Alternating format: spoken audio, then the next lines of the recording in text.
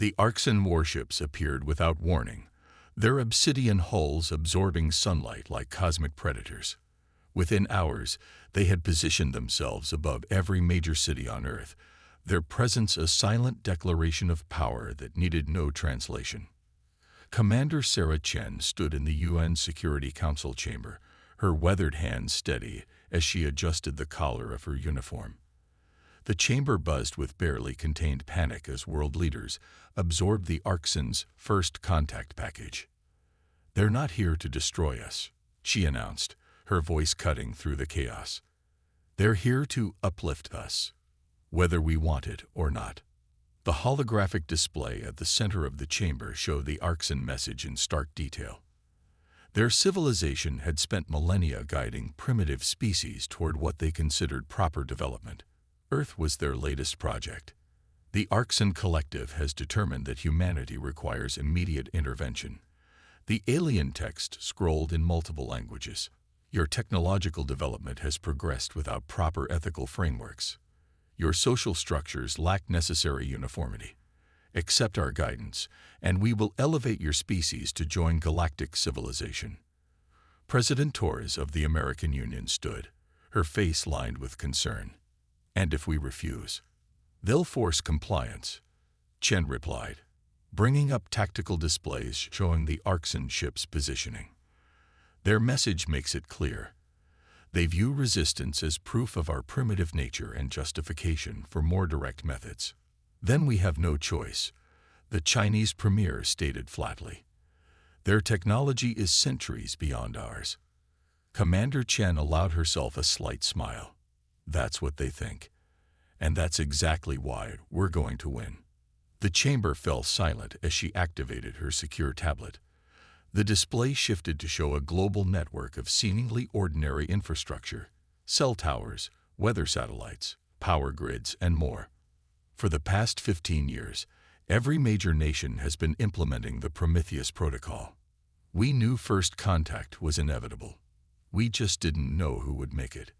The display zoomed in on apparently normal civilian structures that concealed military capabilities no alien race would expect. Solar farms that could become electromagnetic pulse arrays, communication satellites hiding kinetic weapon cores, weather monitoring stations capable of generating targeted electromagnetic interference. The Arxan believe they're dealing with a primitive species that just achieved spaceflight, Chen continued. They're scanning for obvious military installations, weapons platforms, and defense systems. But humanity's greatest strength has always been our ability to adapt everyday tools into unexpected weapons. You're telling us we've been preparing for this? The British Prime Minister leaned forward, eyes wide. Without public knowledge. Chen nodded. Every major technological advancement in the past decade has had a hidden military application. But more importantly, we've developed our technology in ways no advanced civilization would expect. The Arxan evolved beyond biological and chemical warfare eons ago, which means their defenses against such weapons are practically non-existent. They abandoned primitive radio waves for quantum communication, making them vulnerable to good old-fashioned signal jamming. The display showed simulation after simulation of how humanity's primitive technology could be turned against the overconfident aliens. The Arxan's advanced shields could stop any conventional weapon, but they weren't designed to handle attacks from millions of microscopic drones. Their quantum computers were secure against any advanced hacking attempt, but not against viruses that deliberately used random, illogical patterns. They think technology only advances in one direction, toward more complexity, more sophistication, Chen explained. They forgot that sometimes the simplest solution is the deadliest. They forgot that Earth's species survived multiple extinction events, not by being the strongest, but by being the most adaptable. The Security Council chamber erupted in discussion as the implications became clear. Humanity wasn't helpless. They had been preparing for this moment, hiding their true capabilities behind a facade of primitive development. The Arxan gave us 72 hours to accept their terms, Chen concluded. I suggest we use that time to show them why underestimating humanity is the last mistake any species should make. As the world leaders debated their response, Commander Chen's tablet lit up with confirmation signals from military commands worldwide. The Prometheus protocol was moving into its final phase. Soon, the Arxen would learn that humanity's greatest weapon wasn't their technology. It was their refusal to fight the way anyone expected them to. The next 72 hours would teach an advanced civilization why Earth's predators evolved to fear the prey that learned to fight back. In the depths of the Rocky Mountains, Dr. Maya Patel watched streams of data flow across curved holographic displays. The former DARPA researcher had spent the last decade preparing for this moment, though she'd never truly believed it would come. Around her, the transformed mining facility hummed with activity as the Prometheus protocol entered its final phase. Status report. Commander Chen's voice carried through the quantum-encrypted channel, her hologram materializing beside Maya's workstation. Phase 1 is proceeding exactly as predicted, Maya replied, bringing up a global overlay. The Arxen are focusing their scans on military bases, weapon stockpiles, and government installations. They're completely ignoring civilian infrastructure. The display showed heat signatures of Arxen ships positioning themselves above strategic targets worldwide. Their scanning patterns followed textbook military doctrine, searching for threats they understood while missing the real danger hiding in plain sight. Show me the activation sequence, Chen ordered. Maya's fingers danced across the holographic interface, revealing a complex network of seemingly ordinary technology. Every smart device manufactured in the last 5 years contains dormant quantum processors. Cell phones, tablets, traffic cameras, even children's toys. They're all part of the largest distributed computing system ever created. The display zoomed in on major cities, where millions of devices waited to be activated. When we give the signal, every one of these devices will begin broadcasting specific electromagnetic frequencies. Individually, they're harmless. Together, they'll create an electromagnetic web that will disrupt the Arxen's quantum communication systems. Chen finished. How many devices are we talking about? Conservative estimate, 2 billion. The Arxen's sensors register them as background electronic noise. They never considered that primitive technology could be used this way. But the distributed computing network was just the beginning. Maya switched to another display showing ocean currents worldwide. The real surprise is in the water. Remember those environmental monitoring buoys we've been deploying for climate research? Thousands of dots lit up across Earth's oceans, each representing a specially designed device that had been gathering oceanographic data. They're actually quantum resonance generators. The Arxen's ships use crystalline computing cores, very advanced, but vulnerable to specific vibrational frequencies. We've spent years mapping the exact harmonics needed to disrupt their systems. Chen's hologram nodded approvingly. And the nanotech deployment. Ready for launch, Maya confirmed, bringing up yet another overlay. Every major city's water treatment facility has been producing specialized nanoparticles disguised as water purification systems. Once activated, they'll become self-replicating repair units for our infrastructure or microscopic saboteurs for theirs. The Arxen abandoned nanotechnology centuries ago, considering it primitive compared to their quantum engineering. Their arrogance is our advantage, Chen observed. They expect us to fight with missiles and energy weapons. They're prepared for the technology they think we should have, not the technology we actually built. Maya pulled up the final phase of their preparations. The most beautiful part. Every piece of our defense system serves a legitimate civilian purpose. Those quantum processors improve device performance. The ocean buoys really do monitor climate change. The nanotech actually purifies water. We didn't just build weapons. We built dual-purpose technology that improved life on Earth while preparing for this moment. How long until we're ready? Chen asked. The network needs 12 more hours to achieve optimal coverage. After that, Maya allowed herself a small smile. We can show the Arxen why Earth's species learned to hide their true capabilities from stronger predators. Commander Chen's hologram flickered as she received updates from other facilities worldwide. The Arxen just announced they're moving up their deadline. They're demanding our answer in 24 hours.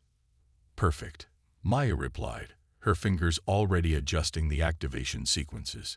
That gives us exactly the window we need. When they come to force our compliance, they'll learn that humanity's greatest strength isn't our technology.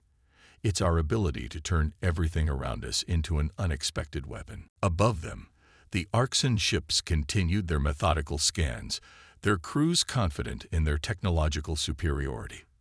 They never noticed how Earth's electronic background noise was slowly changing, how the ocean currents were beginning to pulse with strange harmonics, or how the very water they dismissed as primitive was becoming a delivery system for their defeat.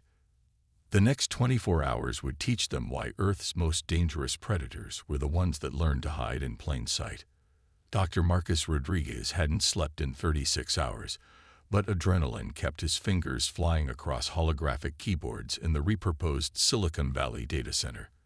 Around him, 100 of Earth's best programmers waged digital warfare against an enemy that considered their technology primitive. The irony made him smile. They're scanning the activation signals. His second-in-command, Dr. Aisha Khan, reported from her station. The former ethical hacker turned quantum computing expert had been preparing for this moment since the Prometheus protocol began. The Arxen are trying to isolate the source. Let them try, Marcus replied, launching another wave of his specially designed quantum viruses. They're looking for centralized command and control systems. They can't comprehend what we've actually built. On the main display, billions of civilian devices across the planet began their synchronized attack. Each individual unit contributed a tiny fraction of processing power, creating a distributed quantum computing network that rivaled anything the Arxen possessed. But unlike their adversaries' rigid, hierarchical systems, humanity's network was chaotic, adaptive, and impossible to predict. First-wave quantum viruses are penetrating their outer defenses, Aisha announced, her hands dancing across multiple interfaces. Their automated systems are trying to adapt, but they can't predict our attack patterns. Marcus nodded, watching as his team's code invaded the Arxen's supposedly impenetrable quantum networks. That's because we designed our viruses to be intentionally illogical. They're based on human neural patterns, emotional, intuitive, and completely random. The Arxen's logical systems can't defend against something that doesn't follow their rules. The massive display showed Arxen ships worldwide beginning to experience system failures. Their quantum computers, designed to handle sophisticated attacks, were helpless against code that evolved like biological viruses, mutating randomly and spreading through any available connection. "Sir," one of his junior programmers called out, "the Arxen are attempting to isolate their systems by shutting down intership communications." Exactly as predicted, Marcus smiled, activating the next phase of their attack. Launch the quantum entanglement disruptors. Across Earth's oceans, the specialized buoys Dr. Patel's team had deployed began emitting precisely calibrated quantum fields. The Arxen's faster-than-light communication network, based on principles they thought humanity couldn't comprehend, started to break down as Earth's primitive technology interfered with their quantum entanglement patterns. Their fleet coordination is failing, Aisha reported with satisfaction. Individual ships are being forced to operate autonomously. They've never trained for this. Their entire military doctrine assumes perfect communication. Marcus opened a secured channel to Commander Chen's command center. Phase 3 is successful. The Arxen's quantum network is compromised. You won't believe what we're finding in their databases. Give me good news, Doctor. Chen's voice crackled through quantum-encrypted speakers. Better than good. Their entire civilization is built on standardized systems. They're so convinced of their technological superiority that they never developed varying protocols or redundant systems. It's like they're all running the same operating system without any variation. Their greatest strength becomes their greatest weakness, Chen observed. Can you exploit it? Marcus gestured to his team, and new attack vectors launched across the digital battlefield. Already happening.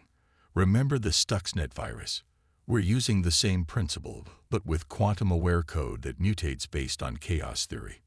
Their logical systems can't predict what our viruses will do because they're deliberately irrational. On the tactical display, more Arxen ships began showing signs of system compromise. Some lost weapons control, others found their artificial gravity fluctuating wildly, and a few began broadcasting human entertainment channels through their internal communications. "Sir," Aisha called out, "they're trying to rewrite their quantum encryption on the fly. The ship over New Delhi is attempting to develop a new security protocol." Marcus laughed, launching another wave of his chaotic code. "Too late. Our viruses are already learning and adapting faster than their systems can change. They thought technology was about achieving perfection. They never understood that imperfection, chaos, and variation are humanity's real strengths. Above them, the mighty Arxen fleet, which had arrived to uplift a primitive species, found itself being systematically dismantled by technology they had dismissed as obsolete. Their perfect quantum networks, the pride of their civilization, were being corrupted by viruses that wrote poetry, code that evolved like living creatures, and attack patterns based on human dreams. "Send the message," Commander Chen ordered. "Let them understand exactly what they're facing." Marcus typed the commands himself, watching as every compromised Arxen system began displaying the same text. "From Earth, with love. Welcome to the chaos." Dr. Yuki Tanaka stood in her underground laboratory, watching through quantum microscopes as billions of her creations came to life. The former genetic engineer had spent a decade combining cutting-edge biotechnology with nanoengineering, creating something that defied conventional classification. Around her, the repurposed pharmaceutical facility hummed with activity as the final phase of the Prometheus Protocol began. "The Arxen are responding to our cyber attack," Commander Chen's hologram reported, materializing beside Yuki's workstation. "They're activating their secondary quantum networks and preparing to launch kinetic strikes against major population centers." Yuki nodded, unsurprised. "They're behaving exactly as expected. When faced with resistance, they escalate to overwhelming force." She gestured to the massive cultivation tanks that lined the facility walls. "That's why we developed the swarm." The quantum microscopes showed endless streams of hybrid organisms, each smaller than a human cell, being loaded into deployment systems. They weren't purely biological or purely mechanical. They were something new, something that combined the best aspects of both. "Status report on production," Chen demanded. "We have enough to blanket every Arxen ship in orbit 3 times over," Yuki replied, bringing up global deployment maps. "The water treatment facilities have been producing them for years, disguising them as purification particles. Every time someone on Earth took a drink of clean water, they were helping us prepare for this moment." The display showed the swarm's unique structure, part engineered virus, part self-replicating nanobot, all guided by quantum-encoded DNA that could adapt to any challenge. "The Arxen abandoned biological warfare millennia ago," Yuki explained. "They considered it primitive, unpredictable, beneath their dignity. Their ships have no defenses against microscopic threats because they never imagined facing them again." "And the delivery system?" Chen asked. Yuki switched displays to show Earth's weather patterns. "Every cloud seeding program we've run in the past 5 years has been depositing dormant swarm components in the upper atmosphere. When activated, they'll form the largest dispersal network ever created. The Arxen's energy shields can stop missiles and energy weapons, but they're completely permeable to particles this small." On another screen, data streamed in from Marcus's cyber warfare team.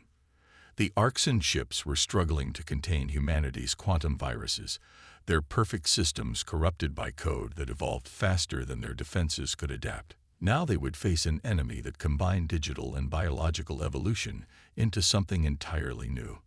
"The beauty of the swarm," Yuki continued, "is that it learns and adapts in real time. Each particle carries quantum-encoded DNA that can rewrite itself based on what it encounters.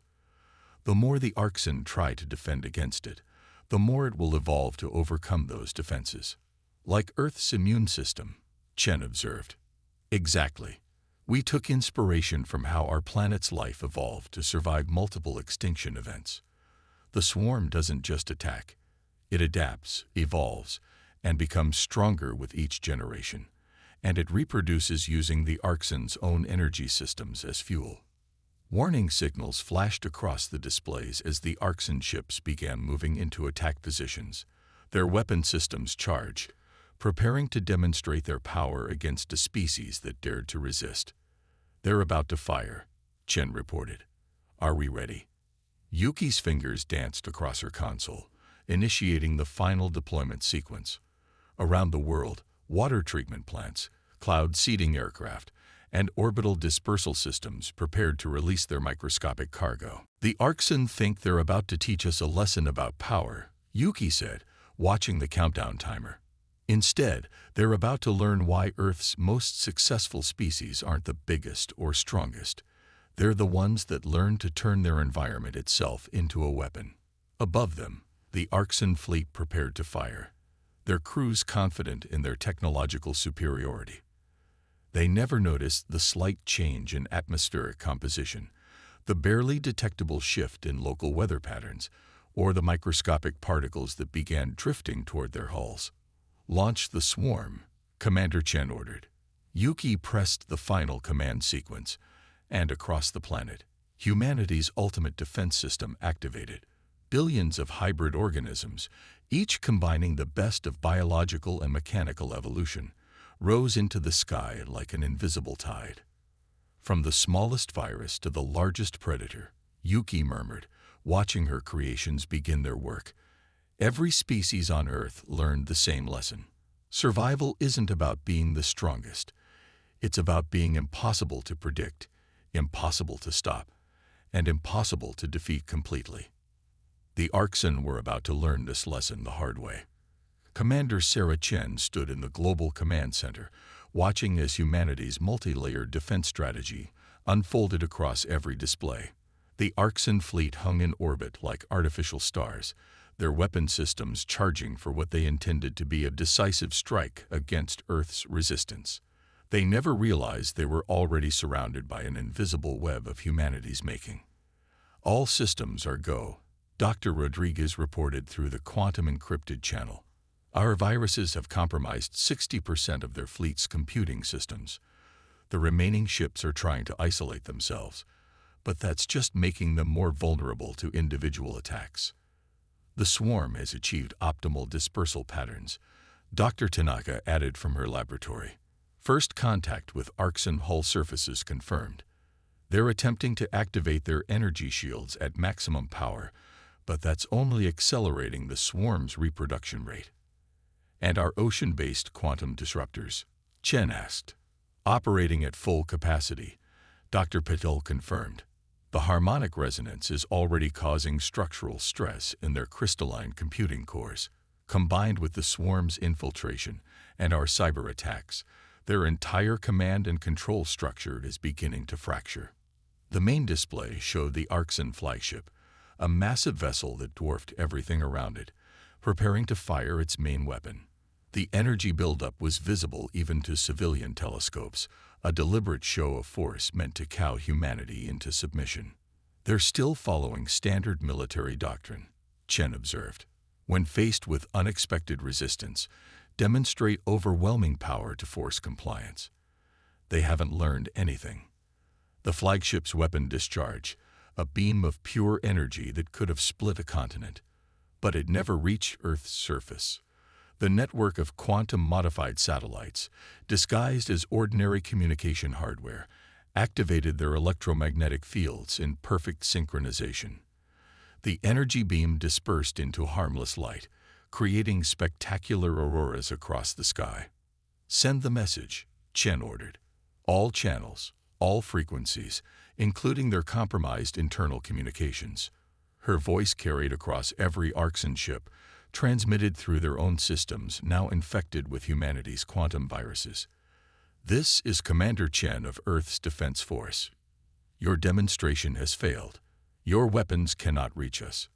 Your technology cannot defeat us, and your understanding of our capabilities has been fatally flawed from the beginning." On her displays, Chen watched the swarm penetrate deeper into the Arxen ships through microscopic breaches, reproducing exponentially as it consumed their energy emissions. The hybrid organisms evolved with each generation, becoming more efficient at disrupting the aliens' technology while strengthening Earth's defenses.